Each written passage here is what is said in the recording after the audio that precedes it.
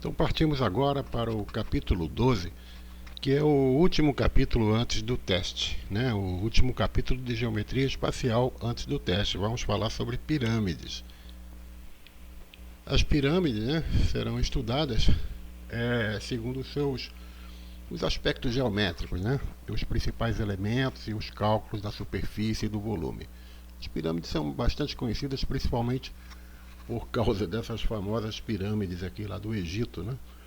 Agora a gente também vai estudar um outro sólido geométrico que é gerado a partir da seção de uma pirâmide. Seção em geometria espacial significa corte, né? Então o corte de uma pirâmide, que é chamado tronco de pirâmide, né? Daqui a pouco a gente vai falar os detalhes sobre como é que é isso.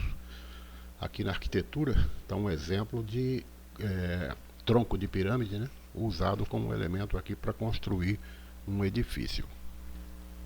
Bom, começamos então com a definição de pirâmide. Partimos de um plano alfa, que contém um polígono, A, B, C, D, etc. Esse polígono pode ter N lados, né, a partir de 3, no mínimo 3. Né, e um ponto V exterior a esse plano. Está aqui o ponto V, né, ele está voando aqui no espaço. Né. Então, ao determinar todos os segmentos cujas extremidades são o ponto V e um dos vértices do polígono, por exemplo, V unido com o vértice A do polígono, VB, VC, etc., então obtemos um sólido geométrico definido como pirâmide, né? A definição formal assim, de pirâmide. Os elementos de uma pirâmide são o vértice, né? Eu costumo chamar o vértice aqui de biquinho, vocês depois vão entender por quê, né? Então o vértice representado pela letra V, a base, que é um polígono de N lados, né, no mínimo 3, as arestas laterais, que são esses segmentos aqui, VA, VB, VC, VD, sempre partindo de V, né, e a altura, que é a distância do vértice ao plano da base. Então está aqui o ponto do vértice, a projeção dele, né, no plano da base, essa distância aqui, claro que é medido na perpendicular, forma o que a gente chama de altura, representado pela letra H. Agora as denominações da pirâmide, né, dependem assim do tipo de polígono que forma a base da pirâmide. Então a gente pode ter uma pirâmide triangular, pirâmide quadrangular, porque a base é um quadrado, pirâmide pentagonal, né, pirâmide hexagonal, a base é um hexágono, e assim por diante. Agora, note que as faces laterais de uma pirâmide sempre são triângulos, né? Então aqui forma um triângulo, aqui também forma um triângulo, triângulo, triângulo. Né? No prisma a gente tinha paralelogramos, né? Poderia inclusive ser retângulos, mas aqui não, aqui são sempre triângulos, tá? As faces laterais. Agora, já a base é um polígono qualquer. E a classificação? Bom, a pirâmide ela pode ser reta, oblíqua ou regular, né? A oblíqua é bem visível aqui que ela é bem diferente das outras. Agora você pode pensar que a pirâmide reta e a pirâmide regular são a mesma coisa, só está mudando a cor. Aqui uma é vermelha e a outra é azul. Bom, mas não é bem assim. A gente já vai ver por que essa daqui é chamada de regular e essa aqui é chamada de pirâmide reta, tá? Por enquanto, observe que no caso da pirâmide oblíqua, a projeção do vértice não coincide com o centro da base. Né? Observe que aqui na pirâmide reta, a projeção do vértice cai certinho no centro da base, né, do polígono da base. Na pirâmide regular também. Mas já na pirâmide oblíqua, né, a projeção não cai, né, no centro do polígono da base. Bom, a pirâmide regular, o que caracteriza? Bom, primeiramente ela é reta, ela tem que ser uma pirâmide reta, não pode ser oblíqua, né? E além disso, a base é um polígono regular. Então aqui é que está a diferença. Porque naquela outra, na pirâmide reta, simplesmente, essa base não precisa ser um polígono regular. Pode ser um polígono não regular, né? Um pentágono não regular, não tem problema. Mas ela não deixa de ser uma pirâmide reta. Agora, para ela ser classificada como pirâmide regular, além de ela ser reta, ela também tem que ter a base como um polígono regular. Neste exemplo aqui, a gente tem a base é um pentágono regular. Né? Regular por quê? Porque todos os lados do pentágono, desse polígono, né, tem a mesma medida. Tá? Por isso, e além disso, claro, né, consequentemente, todos os ângulos internos também têm a mesma medida. Então, por isso que ele é chamado de um polígono regular. Aí, o que força a ser a pirâmide regular. Agora, as faces laterais, né, a gente já viu que são triângulos, mas no caso da pirâmide regular, elas são triângulos isósceles congruentes. Né? Todos os triângulos aqui que formam as faces laterais desta pirâmide regular, tá, são triângulos isósceles congruentes, têm a mesma medida. Né? O que é um triângulo isósceles? É aquele triângulo que tem dois lados de mesma medida. Tá? Então, por exemplo, no triângulo VAB, os lados VA e VB têm a mesma medida. Né? E todos os outros triângulos são iguais a esse outro aqui, são congruentes. Bom, e os elementos da pirâmide irregular? Além das arestas, da altura, etc., a gente também considera o apótema da pirâmide. Tá? Lembrando que apótema é um substantivo masculino, então é o apótema, não é a apótema. Tá? Então, o apótema da pirâmide é esse segmento VM aqui, olha, tá? Que é a medida da altura dos triângulos que compõem as faces laterais. Como a gente viu que as faces laterais são sempre triângulos, e no caso da pirâmide irregular são triângulos isósceles, então a altura desse triângulo da face, tá, é esse segmento VM aqui, que é chamado de apótema da pirâmide. Tá? O que caracteriza ele é que ele une o vértice a esse ponto M, que é o ponto médio, tá, da base, do polígono da base.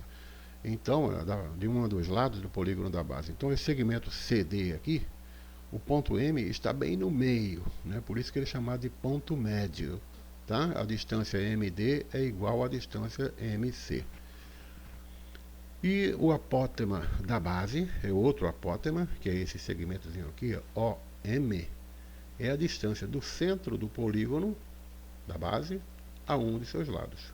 Então é claro que eu só estou mostrando aqui um apótema, né? Mas eu também poderia ter traçado ele para cá, olha, seria outro apótema, não importa, eles têm sempre a mesma medida. Agora, o tetraedro regular, né, é o nome que se dá a uma pirâmide cujas faces são todas compostas de triângulos equiláteros congruentes entre si. É interessante o tetraedro, porque a base do tetraedro também é um triângulo equilátero. Então, cada uma das faces são triângulos equiláteros, né? Esse lado é igual a este, que é igual a este, e a base também. Então, na verdade, qualquer uma das faces pode ser a base, né? Inclusive, existem dados, né? Dados de jogo de sorteio, que tem esse formato aqui, o formato de tetraedro regular. Neste caso, é um dado que só vai até o número 4, né? 1, 2, 3 e 4, o número das faces. Por isso que é tetra. Tetra significa 4. Edro é face, 4 faces. Em relação ao tetraedro regular, a fórmula para calcular a área total, né? Então, como cada área é um triângulo equilátero, e a fórmula para calcular a área de um triângulo equilátero, apenas, é a ao quadrado raiz de 3 dividido por 4, como são 4, né, triângulos equiláteros, a gente multiplica por 4, aí corta esse 4 com este 4 aqui, o que sobra é só o numerador aqui. Por isso que a fórmula para calcular a área total de um tetraedro regular é essa formulazinha aqui, a ao quadrado, que é a aresta ao quadrado, vezes a raiz de 3. E a altura, você pode calcular por essa fórmula, né? O apótema, que é essa distância VM, é a raiz de 3 sobre 2. É claro que eu não espero que você decore, memorize todas essas fórmulas.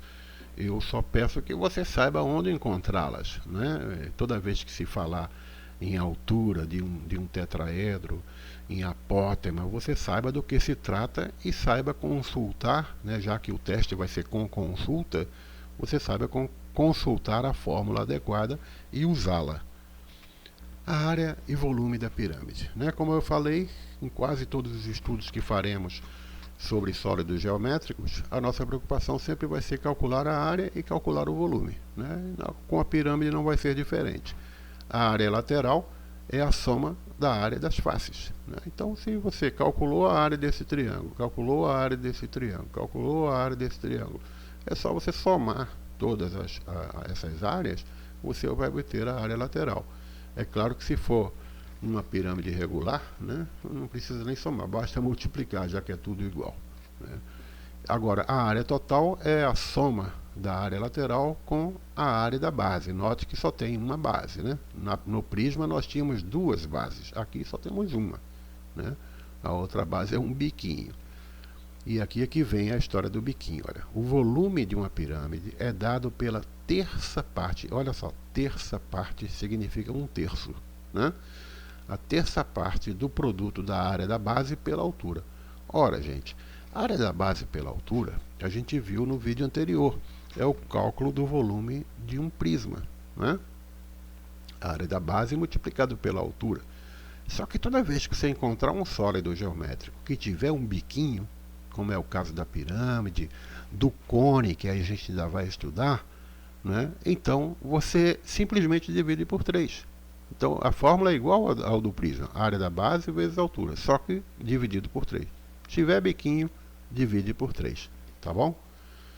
E tronco de pirâmide, para a gente finalizar esse vídeo aqui, chamamos de tronco de pirâmide, é uma fatia obtida pelo corte de uma pirâmide com um plano paralelo à base. Importante que ele seja paralelo, né? Então, se você tem uma pirâmide completinha, que completa, o vértice dela está aqui, né? As arestas laterais.